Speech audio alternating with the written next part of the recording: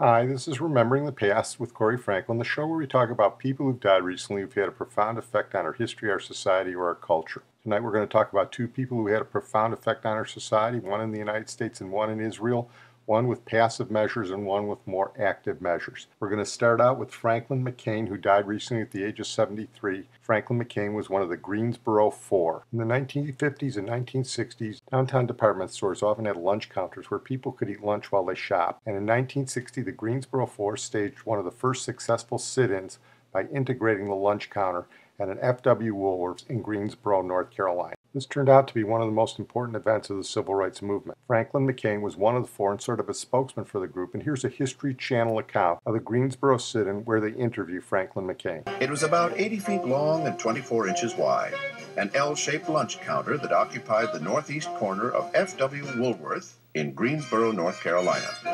The countertop looked like elegant black marble or slate with polished edges, but this was a faux finish. Beneath the counter was a long piece of stainless steel for parking your knees or your old chewing gum. The stools were classic diner pieces, covered with vinyl, backed with chrome. One other feature of these stools made a lot of people uncomfortable. You could only sit on them if you were white. It wasn't an official company-wide Woolworth policy, but each store manager was allowed to segregate the counter if he chose to, and the department store giant was a landmark of Main Street America. So when four young Greensboro men wanted to challenge the invisible color line, Woolworth's was where they went. It was by design that we came to this place. We wanted a place where there was really a dichotomy of offering and treatment and respect to people simply based on their color. The date was February 1st, 1960. The four teenagers, freshmen at a local university, entered Woolworth's and began shopping for school supplies. It was a calculated move, meant to point out the hypocrisy of a store which would accept their money at the checkout, but not at the lunch counter. Receipts in hand, two by two, they approached the forbidden stools. All around this room, the bottom lips of the patrons were dropping, and people were just absolutely standing and staring and looking as though they were fixed in time. McCain expected to be cracked over the head, hauled off to jail, or both. And sure enough, a police officer soon appeared. And he started to pace the counter back and forth, and as he walked back and forth, he started to pound his nightstick in his hand. But after he paced 3 times with his nightstick, I said to myself, we've got him. He really doesn't know what to do. The Greensboro Four, they would soon be called. David Richmond, Franklin Mccain, Azelle Blair, and Joseph McNeil.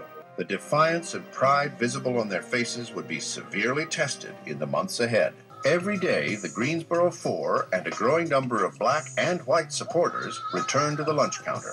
Taking shifts, they occupied the counter stools all day, enduring insults and threats from hostile bystanders. With newspapers, television, and radio closely following the protest, sit-ins spread throughout the South. Segregated lunch counters in 54 cities were taken over by the protesters. Still, the management of the Greensboro Woolworths stuck by its guns, and the corporate bosses kept out of it. For 6 months, protesters and waitresses glared at each other across this counter.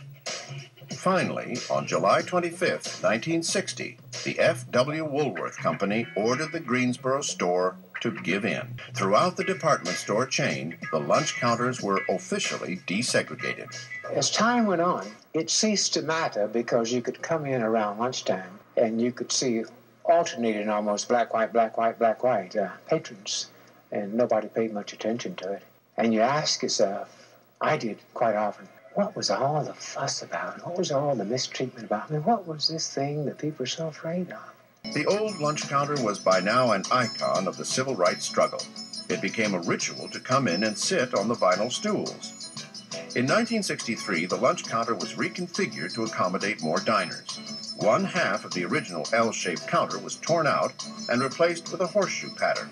All the stools were recovered in pastel-colored vinyl. But one of the original long stretches of the counter was left exactly as it was in 1960.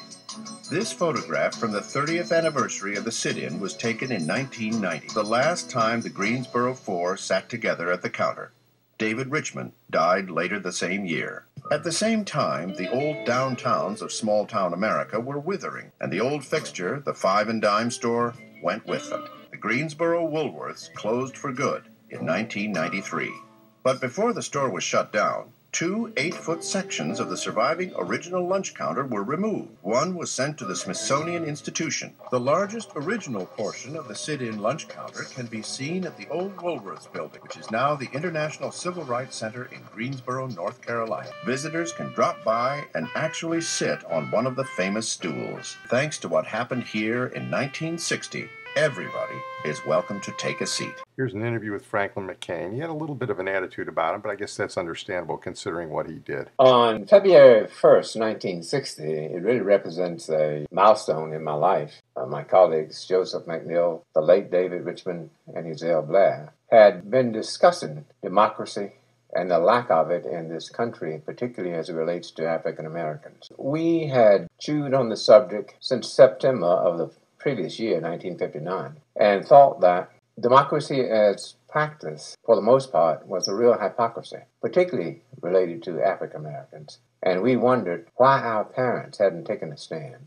We determined that we were responsible for achieving our manhood, our dignity, and we had to do something about it. We quickly concluded that there was no better example than the F.W. Woolworth 5 and 10 cent store.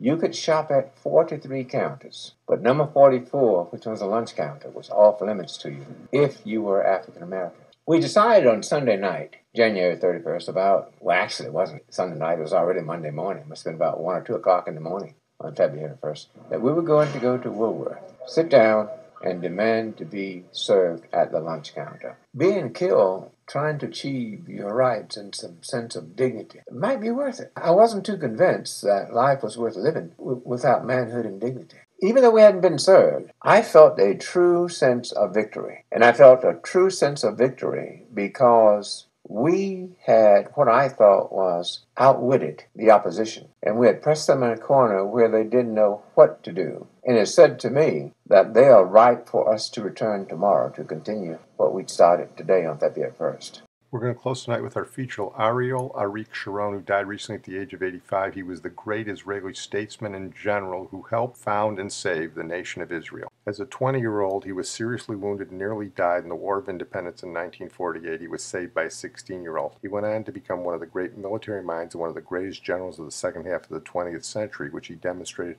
in the wars of 1967 and 1973. He was also a great statesman for Israel and a great politician. He made some missteps politically, but in the end, he was a warrior who ultimately was seeking peace. Here's a report on the life of Ariel Sharon. The former Israeli Prime Minister Ariel Sharon has died at the age of 85. Despite being unconscious for the past 8 years, Sharon has remained an ever-present figure in Israeli-Palestinian politics. Many of the decisions he took before 2006 continue to have huge ramifications for the region today. Ariel Sharon was born in Palestine on the 27th of February 1928, 20 years before the State of Israel was declared on the 14th of May 1948, and while the area was still under the control of Britain. From a young age, Sharon was a hardline supporter of a Jewish state in Palestine, and in 1942 joined the Haganah, a Zionist paramilitary organization that represented the majority of Jews living in Palestine between 1920 and 1948. The Haganah fought against Palestinian Arab groups opposed to the Jewish settlement of Palestine, and when Britain refused to open Palestine up to unlimited Jewish immigration following World War II, the organization turned to bombing railways and ships used to deport Jewish immigrants. Following the declaration of the Israeli state in 1948, Haganah became the National Army, known as the Israel Defense Forces or IDF, and for the 25 years that followed, Sharon fought in all of Israel's wars, including the 1948 and 1967 Arab-Israeli wars. In 1973, Sharon retired from the military and moved into politics, running in elections for Israel's parliament, the Knesset, as a member of the right-wing Likud party. Before the elections could actually be held, the 1973 Arab-Israeli war erupted, and Sharon was called back to reserve service. He later won a seat in the Knesset, but resigned in 1974 to return to the army, before becoming a special security advisor to Israel's then Prime Minister Yitzhak Rabin. Roll on 3 years, however, and Sharon is back in the Knesset. In August 1981, he became the country's defense minister, reportedly masterminding Israel's invasion of Lebanon in 1982.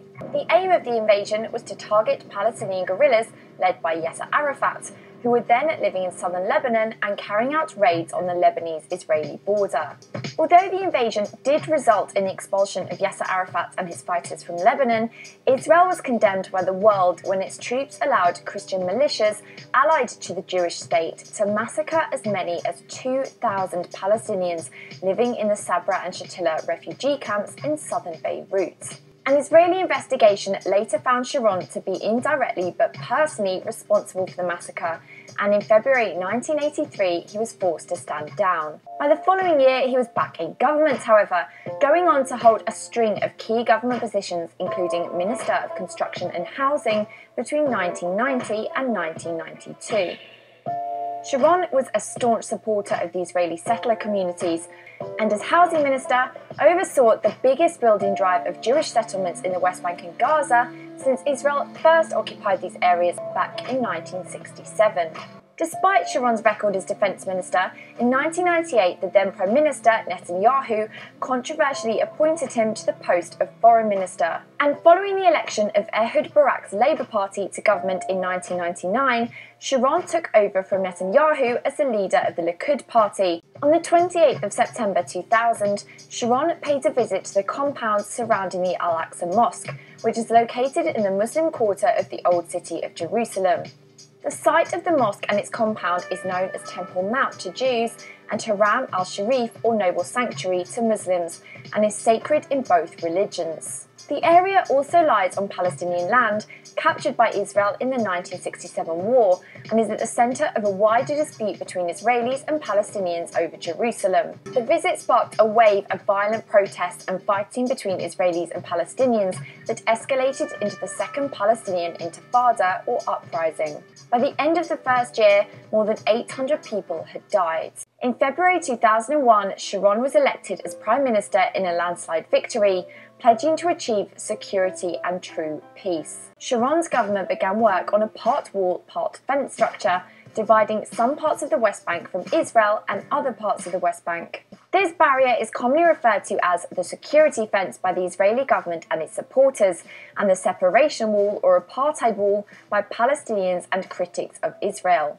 Building of the barrier followed a spate of suicide bombings and attacks by Palestinian militants inside the Israeli state during the 1990s and the early parts of the 21st century. The barrier is not being built on Israel's pre-1967 boundary with the West Bank, and many areas of occupied Palestinian land are now included on the Israeli side, including several Jewish settlements. In August 2005, Sharon authorized Israel's unilateral withdrawal from Gaza, meaning that all of the 19,000 or so Israeli settlers living there were forced to leave, along with Israelis living in another 4 settlements in the northern West Bank. This was the first time that Israel had agreed to dismantle settlements built on Palestinian land seized in the 1967 war. The move proved so unpopular amongst the members of his own party that 3 months later Sharon left Likud, calling for the dissolution of parliament and forming a new centrist party called Kadima, meaning forward in English. Sharon looks set to be re-elected Prime Minister in new elections,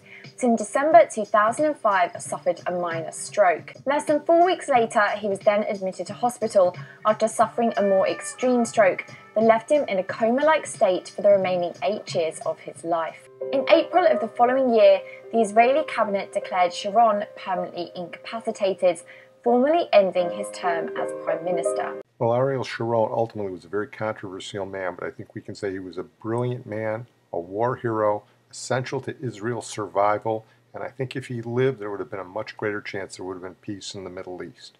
I'm going to close on that note. I want to thank my producer, Sid Tepps. As a final tribute to Ariel Sharon, we're going to play a little of Hatikva, or Hope, the Israeli national anthem, performed by Yitzhak Perlman and arranged by John Williams.